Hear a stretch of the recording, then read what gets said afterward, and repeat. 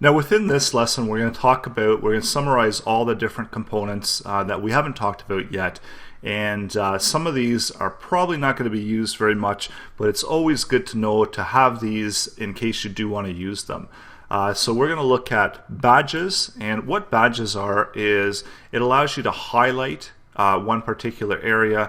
So if you have a button here, you can use the badge within a button, and all you have to do is add this class badge, and what it does is it highlights it. So within a button, in this example, it shows you that they do indicate that there's a difference between the regular text and that badge area. So with the badge, it separates out that text, and again, it's just another thing that you can use that sometimes comes in useful within Bootstrap. There's a few different options here for badges. You can also allow those beside navigation buttons as well. So just simply doing the same thing, doing class badge, and that adds those in. Badges, they have what's called labels, and labels are used to provide additional information about something. So if you really want to highlight or get something to stand out, all you have to do is just do label, and by default the default label is going to be the default color. So here they just have an example of different sizes, so it resizes with the text. So depending on the text, so if you're using an H3, it's going to be bigger and all the way down. So this is again another way to kind of highlight particular text or information on your web page, and it's another thing that you might not be using all the time, but in case you do need to use it, it's great to know that it's there available within Bootstrap. And it's going to work within the contextual coloring scheme as did the buttons from the original lesson that we talked about.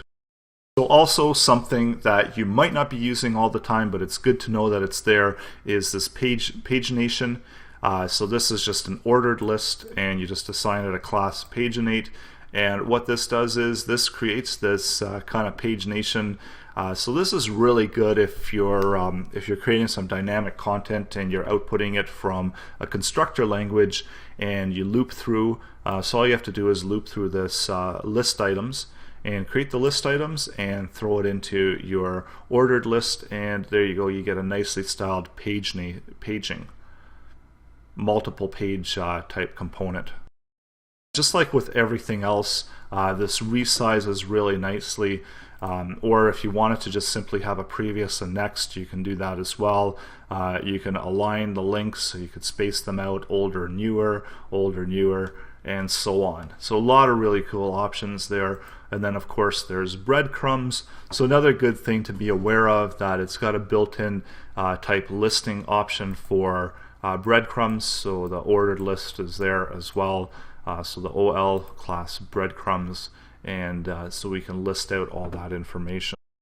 The last component that we're going to be highlighting is the progress bar. So another good thing to know that it's there. Here you can have it with a label as well. So there's a bunch of options here, contextual alternatives, so you can make it different colors. And all you have to do here to create your default progress bar is you just have to give it a width. And so this is going to give it a 60% width. And we see that the value is going to be, value now is 60. And as we're increasing, we've got a max value there of 100. So Bootstrap can calculate out that percentage that's left between total width of 100, if we're doing 60%, or 60 out of 100. It knows where to place that line. And we see here, when we go down here, the value now is 20, width is 20, and here they've just written out that it's 20. So total max value of 100. You also have an option to do a striped version. So this is another cool effect, as well as an animated version, stacked version. So you could stack a bunch of different bars, different colors. So depending on what effect you're trying to achieve.